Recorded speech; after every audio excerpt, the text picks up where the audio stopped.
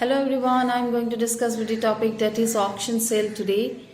And last two videos I have discussed about the unpicked sellers' rights against the goods and against the buyer and buyer against the seller. These are the rights we have already discussed. Now today we have to discuss a very important topic, that is an auction sale. Now how the auction will take place, whether the law of contract will be applied here or not, we have to see, and how this sale takes place in an auction, and what are the goods are can be made in an auction that we are going to see. Now let's start with the topic, but before going to start with the topic, please subscribe to my channels because I'm coming with the new videos and most recent one, and it's very important for your examinations. As for the SCA and CS and LLB and all other who are going to benefit by these videos. Now let's start the topic. So in an auction sale, the auctioneer invites bids from prospective purchaser and sells the goods to the highest bidder.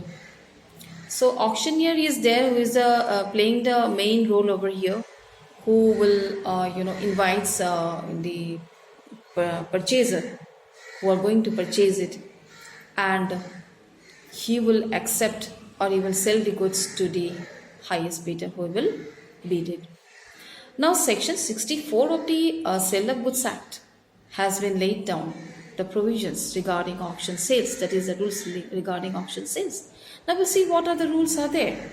Now the first rule of auction sale is that where goods are put up for sale in lots, each lot is prima facie deemed to be the subject of a separate contract of sale.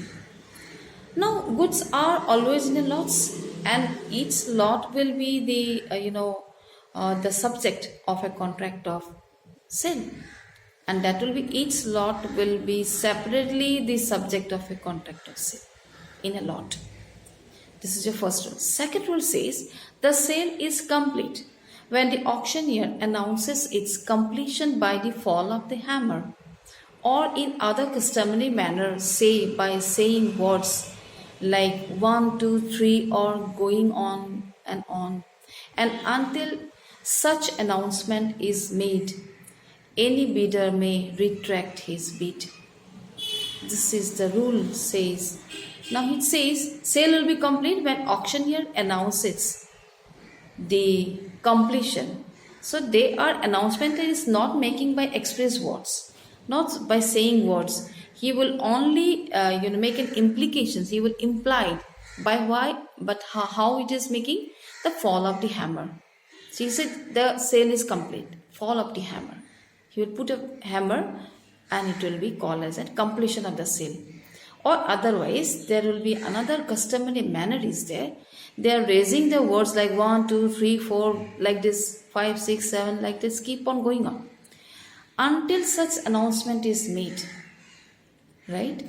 Until such announcement, the last announcement is made. Keep on raising the money, announcement is made. Then, before the last one, until such announcement is made, that is going to be completion of that. Before that, any bidder may retract his bid. Any bidder he can take back his bid. He may thinks that I will not go for it. On the other hand, the auctioneer is also not bound to accept the highest bid if he feels that it is much below his expectation. So in other hand, the auctioneer also has a right. What he can do it, he can say that I will not accept it until the highest bid is made. So he can have a discretionary power also given. Right? It is not like that somebody has given a last announcement is made, he has made the highest bid and he will accept it. No, it is not like that. Right? If he feels that it is not according to his expectation, the money he is going to get it from sale, if it is below than that, he can say that he is not bound to accept. He can reject it also. So as per the Contract Act, a notice or advertisement of an auction sale is simply an invitation to an offer, right? If advertisement is there, some notice is there regarding the auction, that is what? As per the contract, we said it is invitation to make an offer. It is directly not an offer. So the bid constitutes the offer, and the fall of hammer constitutes the acceptance. So when you are making 1, 2, 3, 4, this bidding is you are making an offer. But the moment you will, putting a hammer, when you put the hammer, so it will be called as an you are going to accept it. So this is called fall of the hammer will be called as an acceptance. An offer can always be withdrawn before acceptance and need not necessarily be accepted. So you can withdraw it before acceptance, and that is before fall of the hammer you can withdraw it, but you did not say that always should be accepting the offer. Thus, if the auctioneer expressly, so that is why if the auctioneer expressly announces, if auctioneer has announced it, what he will announce that right, he cannot be auctioneer announced that it cannot be withdrawn, or he has announced that bidding once made cannot be withdrawn. If he himself is announced, then that will hold good, and the normal contractual rule, that is an offer may be revoked before its acceptance, will not apply. So the power is given to the auctioneer. If he said that the bidding once made cannot be withdrawn, then he said that is why we have to accept it, and that will be good enough. That means you cannot revoke it. And the normal contractual rule, that is as per the contract, that we say that offer can be withdrawn before acceptance, right? That can be withdrawn or revoked or cancelled, that cannot be applied in this auction sale. This is your second rule. It depends on the auctioneer. If he says once the bidding is made, you cannot make and withdraw it. So revocation, you cannot make it. Now the third rule is that where the seller or any other person on his behalf can bid at the auction, provided such a right to bid has been expressly reserved at the time of notifying the auction sale. So what it says, the third rule, the seller or any one person on his behalf, either seller or his agent on his behalf, can bid at the auction. Understand? So anyone can come on behalf of seller, he can make a bid on it, provided such a right to bid has been expressly reserved at the time of notifying the auction sale.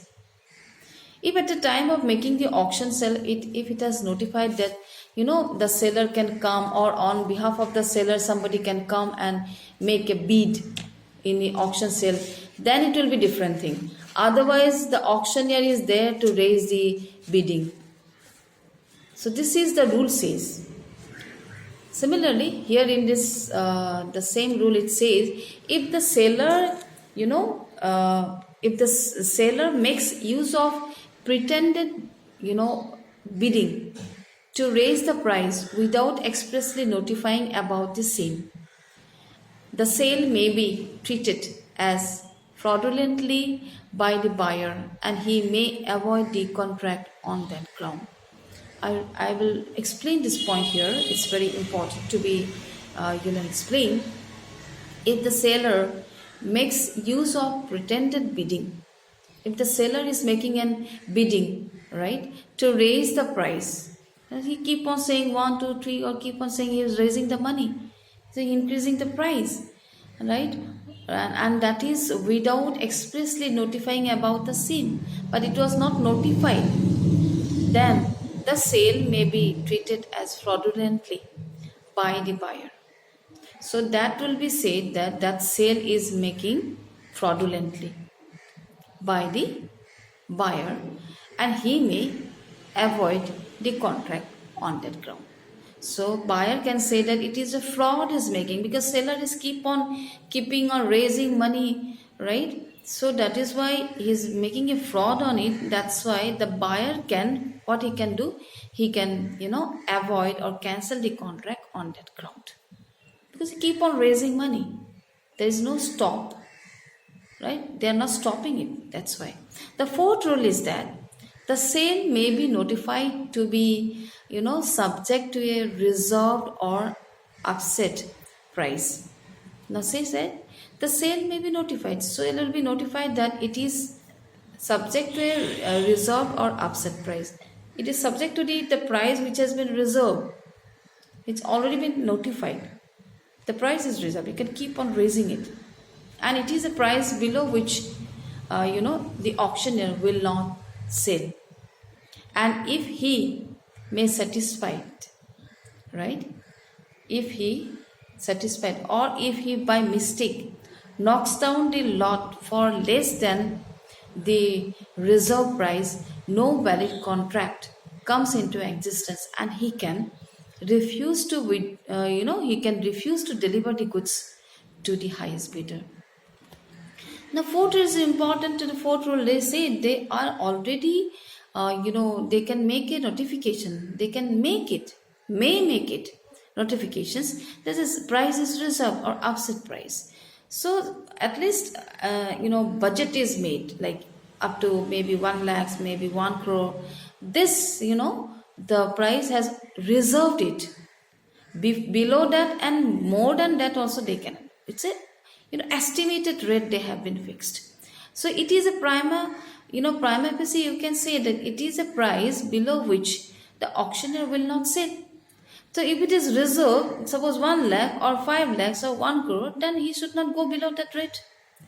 And if he by mistake knocks down the lot for less than the reserve price, and that lot if he has sell it below the price reserved, then no valid contract comes into existence.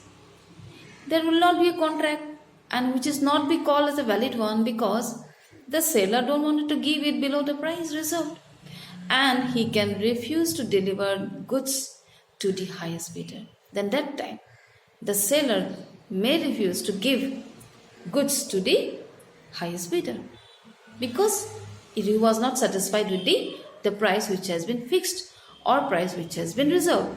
So where the sale is without reserved the goods, suppose if the sale is without reserve, there is no reserve price is made, the goods must be sold to the highest bidder.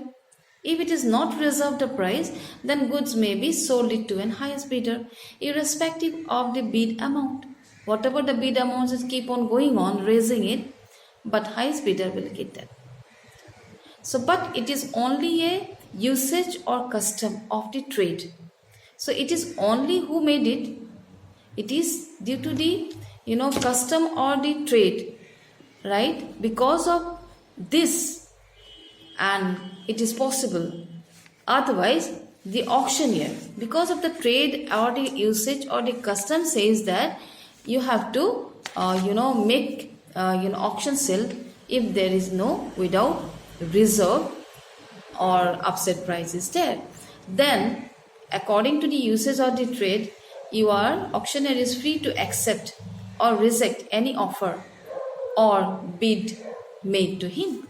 He may accept it or he may reject it or may bid to him, or he can make a bid for him.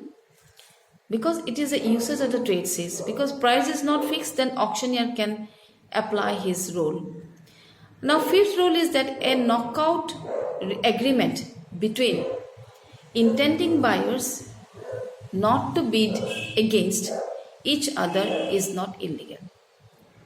Now see, a knockout agreement. Knockout agreement means your goods will not be sold between intending buyers, the buyer who intend to buy, and not to bid against each other is not illegal.